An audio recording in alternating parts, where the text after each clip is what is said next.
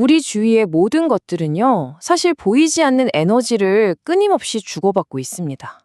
바로 열이라는 형태로 말이죠. 오늘은 우리 일상 속 아주 깊숙이 들어와 있는 이 힘, 보이지 않는 에너지의 춤, 즉, 열 전달의 비밀을 한번 파헤쳐 보겠습니다. 아마 다들 이런 경험 한 번쯤 있으실 거예요. 이상하죠?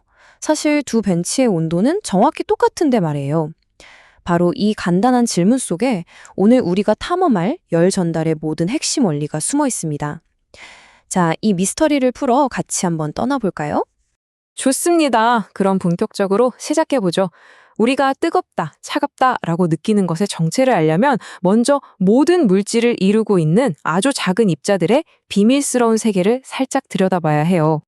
우리가 평소에 말하는 온도는요, 사실 이 작은 입자들이 얼마나 정신없이 춤을 추고 있는지를 보여주는 일종의 점수 같은 거예요.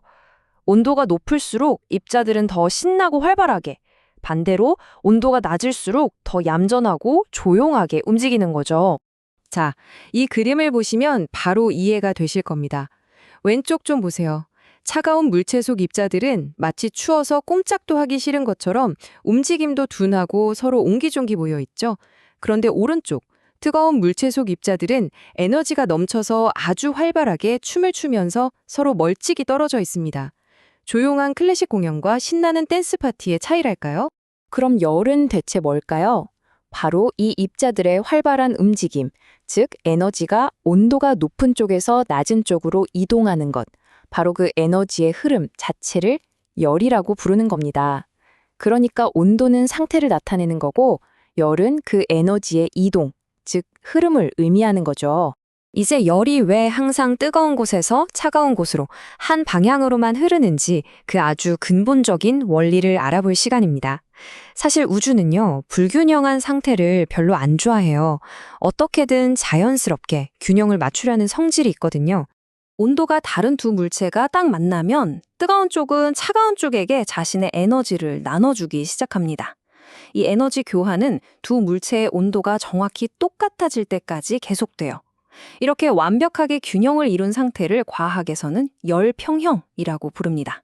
이 표를 보면 열평형 과정이 정말 한눈에 쏙 들어오죠. 뜨거운 물체는 열을 잃으면서 입자들의 신나는 춤이 점점 잦아들고 서로 가까워집니다. 반대로 차가운 물체는 그 에너지를 고스란히 받아서 입자들이 갑자기 신나게 움직이기 시작하고 서로 간격도 넓어지고요. 결국 양쪽 입자들이 똑같은 활기로 움직이는 평화로운 상태가 되는 거죠. 사실 우리는 이 열평형을 매일, 매 순간 이용하면서 살고 있어요. 체온을 잴 때 체온계가 우리 몸의 온도와 같아질 때까지 기다리는 것도, 뜨거운 삶은 달걀을 찬물에 퐁당 담가서 식히는 것도 마찬가지입니다. 이 모든 게 바로 자연의 균형 찾기 원리 덕분인 거죠. 자, 그럼 열은 구체적으로 어떤 방식으로 이동할까요? 그 첫 번째 방법은 마치 도미노 게임과 아주 비슷합니다. 바로 전도라고 불리는 방식이에요. 전도는 주로 고차에서 일어나는데요. 여기서 핵심은 입자들이 직접 저 멀리까지 달려가는 게 아니라는 점이에요. 그냥 자기 자리에서 진동하면서 그 에너지를 바로 옆에 있는 친구 입자에게 툭 하고 건네주는 거죠. 이 연쇄 반응이 계속되면서 열이 쭉 전달되는 겁니다. 바로 이 그림이 그 원리를 보여주네요. 맨 왼쪽에 있는 입자가 에너지를 받아서 막 흔들리기 시작하면 그 진동이 바로 옆 입자, 또 그 옆 입자로 마치 파도처럼 차례차례 전달되는 모습이 보이시죠? 입자들은 제자리에 그대로 있지만 에너지만큼은 선을 따라서 쭉 이동하고 있는 겁니다. 우리가 주방에서 요리할 때 사실은 이 전도의 달인이 됩니다. 뜨거운 국에 쇠숟가락을 담궈두면 손잡이까지 뜨거워지는 거, 이게 바로 전도죠. 그래서 냄비 몸체는 열 전도가 아주 빠른 금속으로 만들고 손잡이는 열이 천천히 전달되는 나무나 플라스틱으로 만드는 겁니다. 재료의 성질을 아주 영리하게 이용한 거죠. 자, 그럼 열이 이동하는 두 번째 방법으로 넘어가 볼까요? 이번에는 입자들이 에너지를 품고 직접 움직여서 열을 배달하는 방식, 바로 대류입니다. 대류는 주로 액체나 기체에서 일어나는 현상인데요. 전도와의 가장 큰 차이점은 이번엔 입자들이 에너지를 받은 채로 직접 이사를 간다는 거예요. 이 때문에 액체나 기체 안에 거대한 흐름, 즉 순환이 만들어집니다. 이 그림이 대류를 완벽하게 설명해주네요. 냄비 바닥에 있던 물이 먼저 뜨거워지잖아요. 그럼 입자들이 활발해져서 가벼워지고 와 신난다 하면서 위로 흉 올라가요. 그럼 위에 있던 차갑고 무거운 물은 저기 자리 비었네? 하면서 그 빈자리를 메우러 아래로 내려오죠. 이 순환이 계속 반복되면서 냄비 안의 물 전체가 골고루 데워지는 겁니다. 이 원리를 알면 왜 난방기는 방 아래쪽에, 에어컨은 위쪽에 설치하는지 바로 이해가 되죠. 따뜻한 공기는 위로 올라가고 차가운 공기는 아래로 내려오는 대류 현상을 이용해서 방 전체의 공기를 효율적으로 순환시키는 거죠. 정말 똑똑하지 않나요? 자, 마지막 세 번째 방법인데요. 이건 정말 독특합니다. 중간에 아무것도 없어도 열이 직접 날아가는 방식? 바로 복사입니다. 전도와 대류는 입자라는 배달부가 꼭 필요했잖아요. 그런데 복사는 그런 게 전혀 필요 없어요. 텅 빈 진공 상태인 우주 공간을 뚫고 태양의 엄청난 열이 지구까지 오는 것도 바로 이 복사 덕분입니다.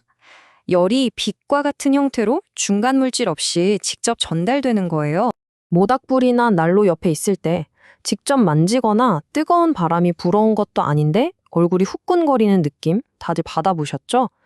그게 바로 난로에서 나온 열이 복사의 형태로 공기를 뚫고 내 얼굴에 직접 도달했기 때문입니다.